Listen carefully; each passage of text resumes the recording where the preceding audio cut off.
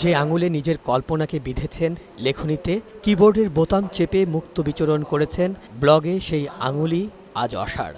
দুর্বৃত্তের হামলায় হাতের আঙুলগুলো শেষ অবধি টিকবে কিনা এখনো সন্দিহান পরিবারের সদস্যরা। হাতের 2-3টা টেন্ডন হয়তো কেটে যেতে পারে অথবা কেটে গেছে, সেটা পরবর্তীতে যখন ওনার সেলাইটা কাটা হবে পরবর্তীতে ওনারা সিদ্ধান্ত নেবেন যে অপারেশনটা কবে হবে বা কিভাবে হবে। পাশের কেবিনেই নিথর শুয়ে আছেন তারেক রহিম। খোলা হয়েছে তার মাথার ব্যান্ডেজ।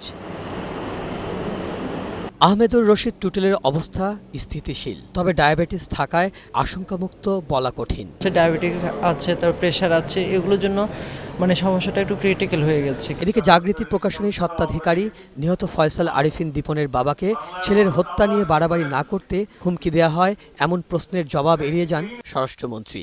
আমি ব্যর্থ না সফল সেটা আমার মাননীয় প্রধানমন্ত্রী জানেন, আমার দেশবাসী জানেন। এখন অনেকেরই অনেক কিছু কথা বলার থাকতে পারে, থাকছে।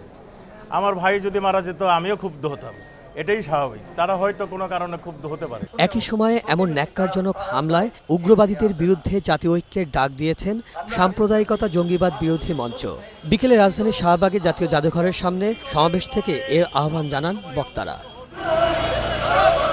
মিরাজ মিজু, 21 টেলিভিশন, ঢাকা।